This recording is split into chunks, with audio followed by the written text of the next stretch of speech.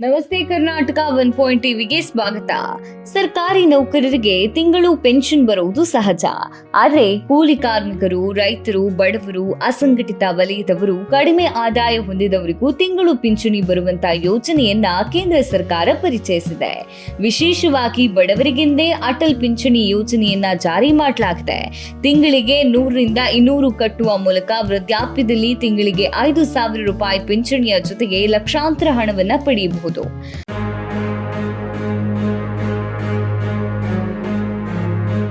ಅಟಲ್ ಪಿಂಚಣಿ ಯೋಜನೆಯ ಉದ್ದೇಶ ಎಂದರೆ ಯಾವುದೇ ಭಾರತೀಯ ನಾಗರಿಕರು ವೃದ್ಧಾಪ್ಯದಲ್ಲಿ ಅನಾರೋಗ್ಯ, ಅಪಘಾತಗಳು ಅಥವಾ ಕಾಯಿಲೆಗಳ ಬಗ್ಗೆ ಚಿಂತಿಸಬೇಕಾಗಿಲ್ಲ ಎಂಬ ಭರವಸೆಯನ್ನ ನೀಡುವುದು ಹಾಗೂ ಆರ್ಥಿಕ ಭದ್ರತೆಯನ್ನ ಒದಗಿಸುವುದು. ಸರ್ಕಾರಿ ನೌಕರರ ಹೊರತು ಎಲ್ಲಾ ವಲಯದವರು ಹಾಗೂ ಗೃಹಿಣಿಯರು ಮಾಸಿಕ ಹಣವನ್ನ ಈ ಯೋಜನೆಯ ಮೂಲಕ ಪಡೆಯಬಹುದು ಮತ್ತು ತಮ್ಮ ವೃದ್ಧಾಪ್ಯವನ್ನ ನಿಶ್ಚಿಂತೆಯಿಂದ ಕಳೆಯಬಹುದು.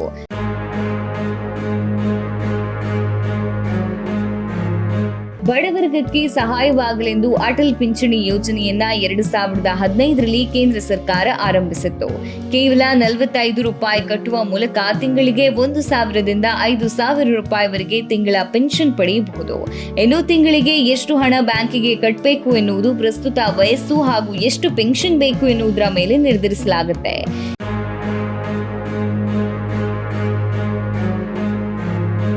ಈ ಯೋಜನೆಯಲ್ಲಿ 60 ವರ್ಷ ತುಂಬಿದ ನಂತರ 1,000, 2,000, 3,000, 4,000 ಅಥವಾ 5,000 ರೂಪಾಯಿವರೆಗೂ ಸ್ಥಿರ ಪಿಂಚಣಿ ಪಡೆಯುವ ಆಯ್ಕೆ ಇದೆ. 18 ವರ್ಷ ವಯಸ್ಸಿನಿಂದ ಈ ಯೋಜನೆಯ ಬ್ಯಾಂಕ್ ಖಾತೆ ಆರಂಭಿಸಿದ್ರೆ ತಿಂಗಳಿಗೆ 42 ರೂಪಾಯಿ ಕಟ್ಟುವ ಮೂಲಕ ವೃದ್ಧಾಪ್ಯದಲ್ಲಿ ಪ್ರತಿ ತಿಂಗಳಿಗೆ 1,000 ರೂಪಾಯಿ ಪಡೆಯಬಹುದು.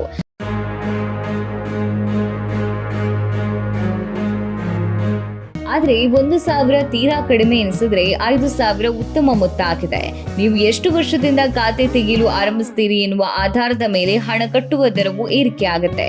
18 ವರ್ಷಕ್ಕೆ 210 ರೂಪಾಯಿ ತಿಂಗಳಿಗೆ ಕಟ್ಟಲು ಆರಂಭಿಸಿದ್ರೆ ಪಿಂಚಣಿಯು ತಿಂಗಳಿಗೆ 5,000 ಬರುವುದು ಖಚಿತ. ಇದರ ಹೊರತು 20 ವರ್ಷ ದಾಟಿದ್ರೆ 248 ರೂಪಾಯಿ, 25 ವರ್ಷ ದಾಟಿದವರು 376, 30 ವರ್ಷ ಆದವರು 577 ರೂಪಾಯಿ, 35 ವರ್ಷಕ್ಕೆ ಆರಂಭಿಸಿದ್ರೆ 902 ಹಾಗೂ 40 ವರ್ಷದವರಾದ್ರೆ 1,454 ರೂಪಾಯಿ ತಿಂಗಳಿಗೆ ಕಟ್ಟಬೇಕಾಗುತ್ತೆ. ಇದರಿಂದ 60 ವರ್ಷದ ಬಳಿಕ ಪ್ರತಿ ತಿಂಗಳು 5,000 ರೂಪಾಯಿ ಪೆನ್ಷನ್ ದೊರೆಯುತ್ತೆ ಹಾಗೂ ಅಸಲು ಒಟ್ಟು 8.5 ಲಕ್ಷ ಮೊತ್ತ ಸಿಗುತ್ತೆ.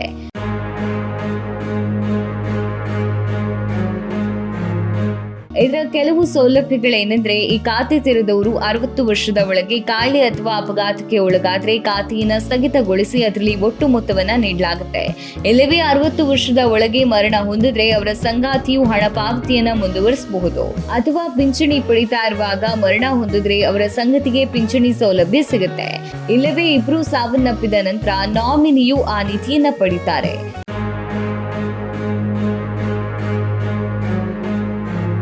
ಇನ್ನು ಪಿಂಚಣಿ ಪಡೆಯಲು ಬೇಕಾದ ಅರ್ಹತೆಗಳೆಂದ್ರೆ ಭಾರತೀಯ ನಾಗರಿಕರಾಗಿರಬೇಕು, 18 ರಿಂದ 40 ವರ್ಷದ ಒಳಗೆ ವಯಸ್ಸಾಗಿರಬೇಕು, ಆಧಾರ್ನೊಂದಿಗೆ ಬ್ಯಾಂಕ್ ಖಾತೆ ಲಿಂಕ್ ಆಗಿರಬೇಕು.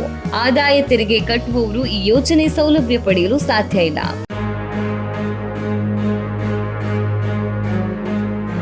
ಅಟಲ್ ಪಿಂಚಣಿ ಯೋಜನೆ ಪಡೆಯಲು ಬಯಸುವವರು ಆನ್ಲೈನ್ ಹಾಗೂ ಆಫ್ಲೈನ್ ಮೂಲಕವೂ ಅರ್ಜಿ ಸಲ್ಲಿಸಬಹುದು.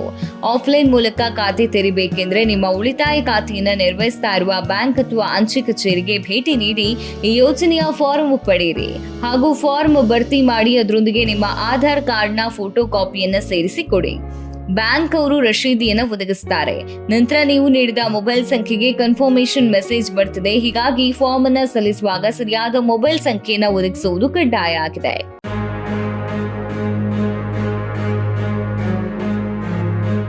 ಇನ್ನು ಪ್ರತಿ ತಿಂಗಳು ಬ್ಯಾಂಕ್ಗೆ ಹೋಗಿ ಹಣ ಕಟ್ಟಬೇಕೆಂಬ ಅವಶ್ಯಕತೆ ಇಲ್ಲ. ಇದರಲ್ಲಿ ಡೆಬಿಟ್ ಅವಕಾಶವೂ ಇದೆ. ನಿಮ್ಮ ಖಾತೆಯಲ್ಲಿ ನಿರ್ದಿಷ್ಟ ದಿನದಂದು ಪ್ರತಿ ತಿಂಗಳು ನಿಮ್ಮ ಆಯ್ಕೆಯ ಪಾವತಿ ಹಣ ಸ್ವಯಂಚಾಲಿತವಾಗಿ ಕಟ್ಟಾಗುತ್ತೆ. ಇದರ ಹೊರತು ಪ್ರತಿ ತಿಂಗಳು ನೀವೇ ಹಣವನ್ನ ಕಟ್ತೀರಿ ಅಂದ್ರೆ ಸರಿಯಾದ ಸಮಯಕ್ಕೆ ಹಣ ಪಾವತಿಸದಿದ್ರೆ 1 ರಿಂದ 10 ರೂಪಾಯಿವರೆಗೂ ಪ್ರತಿ ತಿಂಗಳು ದಂಡ ವಿಧಿಸಲಾಗುತ್ತೆ. 6 ತಿಂಗಳವರೆಗೂ ಹಣ ಒದಗಿಸದಿದ್ರೆ ಆ ಖಾತೆಯನ್ನ ಸ್ಥಗಿತಗೊಳಿಸಲಾಗುವುದು ಹಾಗೂ 1 ವರ್ಷದವರೆಗೂ ಹಣ ಪಾವತಿಸದಿದ್ರೆ ಆ ಖಾತೆಯನ್ನ ಮುಚ್ಚಲಾಗುತ್ತೆ.